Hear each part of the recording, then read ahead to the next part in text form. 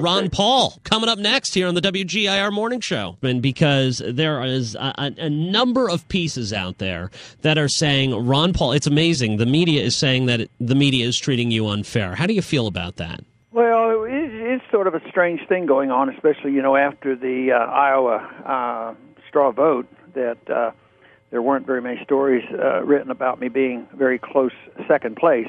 But then it turned out that they gave me more stories about why they excluded me. So it was sort of ironic. And I don't think it was a net harm to our campaign, because that was sort of an incentive to help our fundraising event. Sort of like when somebody came in and targeted our webpage and closed down our webpage, that actually ended up raising more money for us. So we try to make the best of problems when we get them.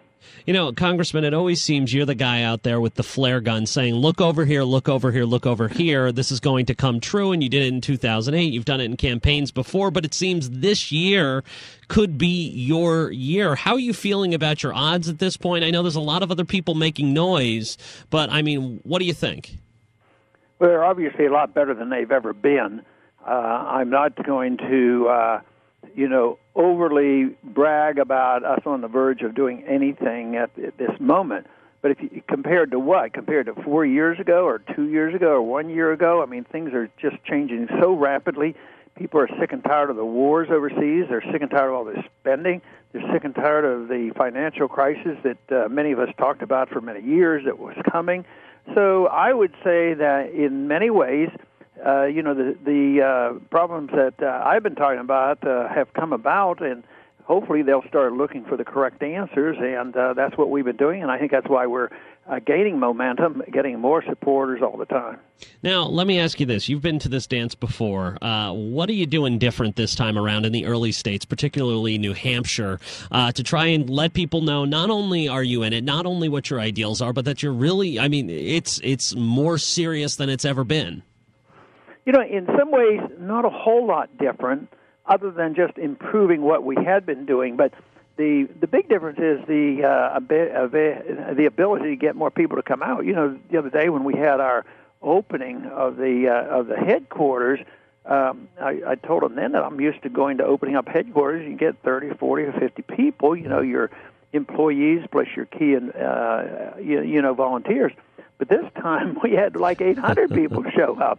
So it's a combination of us continue to do the same thing over and over again, continue to give the same message, but also, we do better ads now. We have better organization. I think we have a better team right now that's working with us, but we have so many more volunteers and so much creative activity going on the Internet that there's just a building of enthusiasm for it. Now, Congressman, there's a lot of tendency among candidates, and we've seen it with some others, and I've called them out for it on this show, to kind of moderate themselves, temper themselves, bring themselves to either the middle ideologically, or just kind of, make themselves a little more milquetoast. You're not really doing that. You've never done that. Is that ever appealing to you, to just say, what, the heck with it? I'm gonna play the game a little bit more?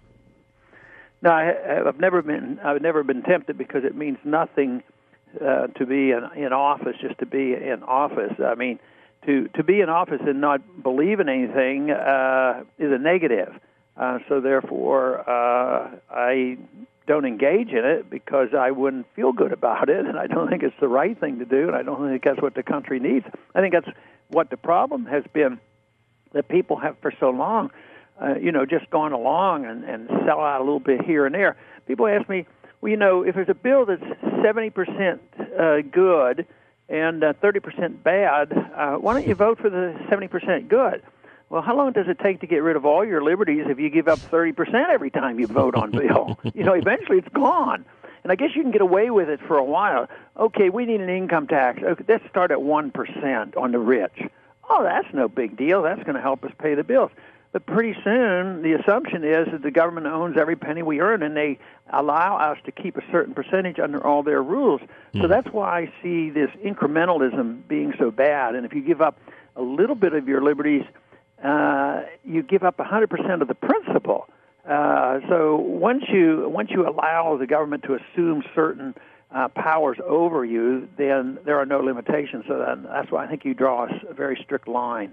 Now, let me ask you something really New Hampshire centric here, because this is something that has become a pretty big deal in this state, which is the idea of either castle rule or talking about the idea that it really protection of self, in which the governor of the state, Governor Lynch, as well as the chief of police here in Manchester, they're both saying they don't like what's called Senate Bill 88, basically saying that under existing law, a citizen is justified in using deadly force to defend oneself or another in their home, but really doesn't extend beyond that. I mean, are you for, I guess, enhancing that law where the Senate and the House here in New Hampshire would like to basically see people protected from civil suits if they are defending themselves in what seem to be maybe a greater circumstance, maybe something where you're being assaulted or you might be assaulted?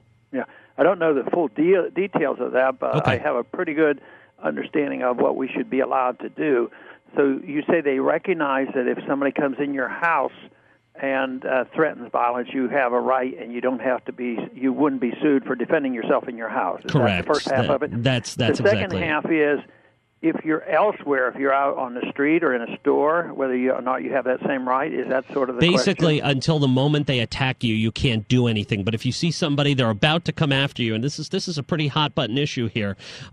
Basically saying that they could sue you even if they're about to attack you. If you see like a menacing look, or you see somebody walking down the street at you, and you happen to be carrying a lawful firearm, and you decide to take action either preemptively, knowing that person's going to attack you. And it also, this SB 88, which the governor has vetoed, would strike the minimum mandatory sentencing requirement for felony convictions involving firearms and change the definition of non-deadly force to mean the act of producing or displaying a weapon. Well, this is really, trying to define something concretely on something that might be impossible to do it. But I think it's pretty neat that you're at that point of defining this. Some states won't even let you use a gun in your own house. Gotta love New Hampshire. So I think we're making great progress. But, boy, I think you'd have to err on, I think people could, err on both sides, if they're too cautious. But what if they use a gun too easily? And then, the police use this argument all the time. They say, well, he was threatening, and therefore I used my gun against him, and the person really wasn't threatening. So I don't know whether that could be reversed. Boy, I think my first reaction would be that it has to be on a one-on-one basis. But I don't think you have to wait until somebody pulls the trigger. But if there's somebody coming and they're about they have a gun and they grab your shoulder, or they just stop you and start talking to you. I mean, there has to be a point, but I can see where that's a difficult thing to write down precisely every incident. And I think this is the place where we have to say you have a right to defend yourself. There's a Second Amendment, but these details have to be worked out by juries and other people to decide whether the threat was actual or not. I mean, and that seems to be the bottom line here about not allowing the attackers to file a civil suit if there is deadly force used against them, meaning they're being shot at. So it's an interesting thing. I mean, in general, let's broaden this out a bit, and this is going to be my last question here. But if you broaden it out to this general idea that that you have a right to protect your home, that if somebody invades your home, you have a right to kill them. That's something that's been threatened here in New Hampshire. That's where, the governor and others have said, maybe we're not going to allow that anymore. Maybe if somebody enters your home or trespasses on your property and you say, get off, and you warn them sufficiently that if you shoot them, well, then you're guilty of shooting them. I mean, how do you feel about it, basically castle rule, which is something that we took from England? Well, there are some circumstances that you'd wonder about. Basically, if your life is threatened, your family is threatened, there should be no questions. But if a 15-year-old walked in your garage and took somebody's bicycle and you went out and blasted him and blew his head off, I think that's inappropriate use of force against a 15-year-old that's stealing a bicycle, even though he violated all the rules. And also, yes, I think the retaliation of force has to be, proportionate to the threat. which becomes, in some areas, more subjective. I mean, you can't always analyze that because you might not know whether the person in the garage is 15 or 20. You might not know whether he has a gun or not, and that has to be sorted out. But generally speaking, if people trespass and walk across your grass, not too many people would say, yeah, you have the right to shoot them. Right, right. Well, that gets a little bit... too bizarre. Yeah, absolutely. And just lastly, actually, I lied about the last question. One last question. I just love talking to you, sir. One of the things is really just what is your, I know a lot of people, define you by the Federal Reserve. A lot of people define you by, taking up the issue of the Federal Reserve, taking up the issue of the Constitution and our government, taking up individual liberty. I mean, is there any one message, either economic, individual freedoms, whatever it may be, that you're telling people that is your number one priority when you get into the White House? What your number one priority is going to be? Well, the general principle is protecting liberty and getting people to understand what it is and where our liberties come from, believing sincerely that if you understand this, everything else falls into place, whether it's monetary policy, economic policy, property rights, defense of oneself, contracts, the foreign policy. Everything falls together if you know that a person has his or her life and liberty, and where these liberties come from and not from the government.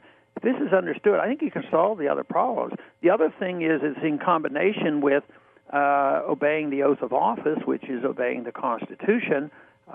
Even though I don't consider the Constitution perfect, I consider the principle of the rule of law very, very important, and that we shouldn't ignore the Constitution when we disagree with it.